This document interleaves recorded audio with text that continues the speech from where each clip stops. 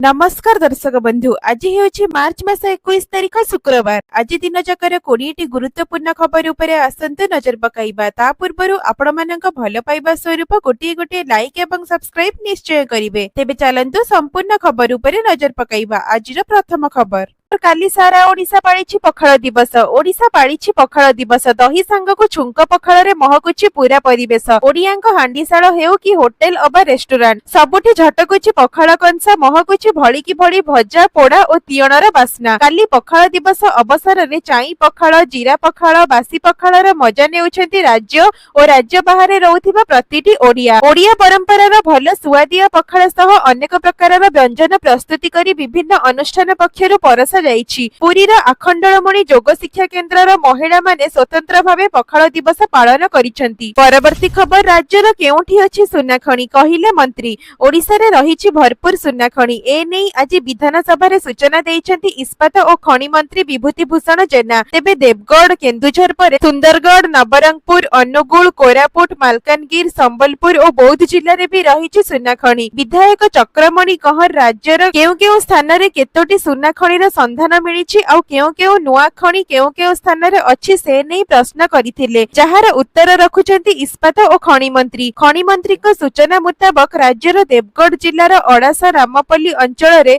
भारतीय भूवैज्ञानिक सर्वेक्षण संस्था द्वारा तंबा पत्थर पई G2 स्तर रे अन्वेषण कला बेले सुना पत्थरर संधान मिलिछि। केन्दुझर जिल्लार गोपुर गाजीपुर मांकड़चुआ सलेईकणा डिमिरीमुंडा अंचल रे सुना खणी चिन्हट पई अनुसंधान काम चालू रहिछि। परवर्ती खबर सुभद्रा टंका पाई नथिबा महिलांक पई बड़ अपडेट कहिले उपमुख्यमंत्री। गत मार्च 8 तारिख रे कोटिएरु अधिक महिला पाइथिले सुभद्रा द्वितीय किस्ती। हेले प्रथम किस्ती पाइथिबा लक्षे महिला किंतु टंका पाई नाहंती। तेबे काहेकि लक्षे महिलांक टंका कटिला तार तथ्य खोजा चलिछि। उपमुख्यमंत्री प्रभाती परिडा कहिसंती जे लक्षे महिलांक टंका पाई नथिबा घटना को नै आमे चिंतित अछु।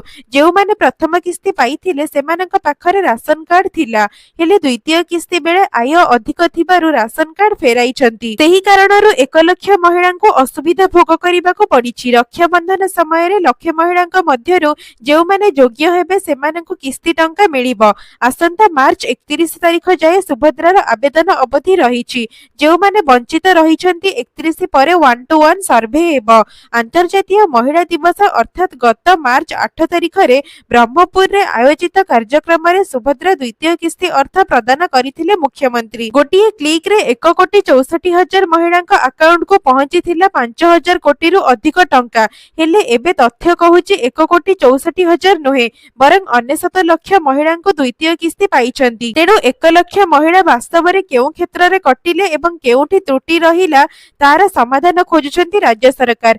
सुभद्रा योजना रे महिलांको सुदृढ़ करिबा तथा लक्षपति दीदी सृष्टि करिबा राज्य सरकारଙ୍କର उद्देश्य। हेले लक्ष्य हितकारी योजना रु बाद पड़िबा परे उद्वेग प्रकाश करिछंती सरकार। परवर्ती खबर ताती रे ब्रेक लगाइबा काल बैसाखी। आज 6 जिल्ला को वर्षा पवन पई ऑरेंज वार्निंग जारी। राज्य रे कमिला ताती मिलिला गरमरु आश्वस्ति। आसंता 23 तारिख जाय राज्यर विभिन्न स्थान रे घड़घड़ी सह काल बैसाखी संभावना। आज 6टी जिल्ला को वर्षा पवन पई ऑरेंज वार्निंग जारी। वर्षा समय रे 30 रु 40 किलोमीटर बेगरे झटका पवन बोहिबा आशंका। किछि स्थान रे कुआपत्थर माड़ सह वर्षा संभावना। ए नै आंचलिक पाणीपाग केन्द्रर आकलन करा जायछि। परवर्ती खबर एप्रिल 2 रु प्रथम श्रेणी शिशु बाटिका नाम लेखा पालन हेबा प्रवेश उत्सव और खड़ीछुआ दिवस। आसंता एप्रिल 2 तारिख रु प्रत्येक विद्यालय रे प्रथम श्रेणी और शिशु बाटिका निमंते नाम लेखा आरंभ हेबो।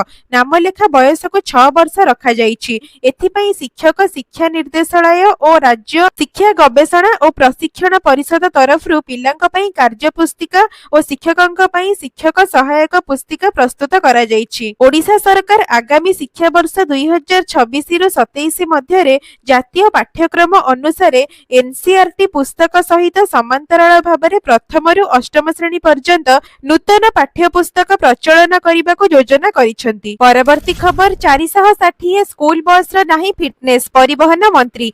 राजधानी भुवनेश्वर रे विपद संकुल अवस्था रे गडुछि स्कूल बस गुड़िक बिना फिटनेस रे छात्र छात्री मानक नेबा आनिबा करुछि। सर्वमोट भुवनेश्वर रे 1484 स्कूल बस पंजीकृत होईछि, सेथि मध्यरु 460 स्कूल बस रो फिटनेस नाही। ए नै परिवहन मंत्री विभूति जेना विधानसभा रे लिखित उत्तर रखुचंती। परवर्ती खबर, टीम इंडिया उपरे टंका वर्षा कला बीसीसीआई, चैंपियंस को मिलिला कोटी कोटी टंका उपहार। आईसीसी चैंपियंस ट्रॉफी 2025 रे विजयी हेबा परे टीम इंडिया पई नगद पुरस्कार घोषणा करिछि बीसीसीआई। एही टंका खेलाड़ी माननक सह प्रशिक्षक एवं सहायक कर्मचारी को मध्य प्रदान कराजिबो। गुरुवार दिन सोशल मीडिया माध्यम रे बीसीसीआई एही सूचना देइछि। बीसीसीआई निजर ऑफिशियल वेबसाइट माध्यम रे कहिछि, भारतीय क्रिकेट नियंत्रण बोर्ड आईसीसी चैंपियंस ट्रॉफी 2025 रे टीम इंडिया रा विजय पई 58 कोटी टंकार नगद पुरस्कार घोषणा करिछि। पुरस्कार राशि खेलाड़ी माननक सह प्रशिक्षक एवं सहायक कर्मचारी चयन कमिटी रा सदस्य माननकु प्रदान कराजिबो। परवर्ती खबर, दिनकु दिन नुआ रेकर्ड करि चलिछि सुना दर। भुवनेश्वर रे 10 ग्राम पिछा रेट अछि एते हजार। उपरे मुहा सुना दर, दिनकु दिन नुआ रेकर्ड करि चलिछि सुना दर। वर्तमान लक्षे मुहाइलाणी सुना दर।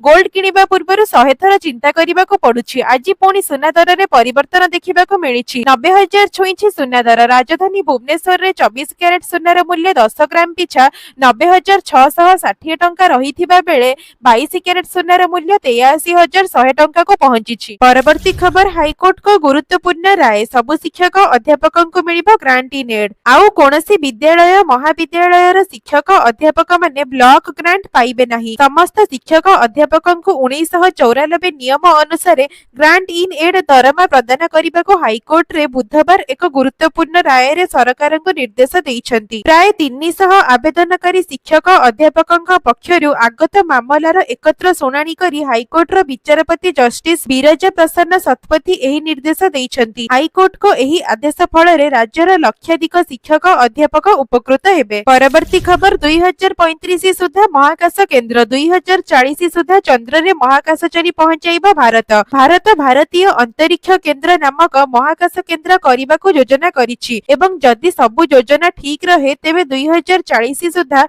जणे भारतीय महाकाशचारी चंद्र रे पहुंचिबे। बुधवार लोकसभा रे प्रश्नर उत्तर देई प्रधानमंत्री कार्यालय राष्ट्र मंत्री डॉक्टर जितेंद्र सिंह एही सूचना देइछंती। श्री सिंह कहिछंती, चंद्रयान 4 को 2टी उत्क्षेपण यान माध्यम रे उत्क्षेपण कराजिबो एवं एथिरे 5टी उपादान रहिबो।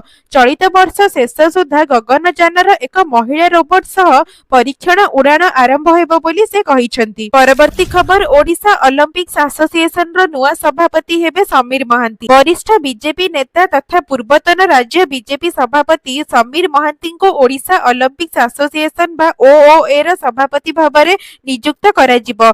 ओडिशा ओलंपिक्स एसोसिएशन रो परवर्ती सभापति पद पई समीर को व्यतीत अन्य केही आवेदन करि नाहंती, तेणु से अप्रतिद्वंदी भाबे सभापति हेबा निश्चित होईछि।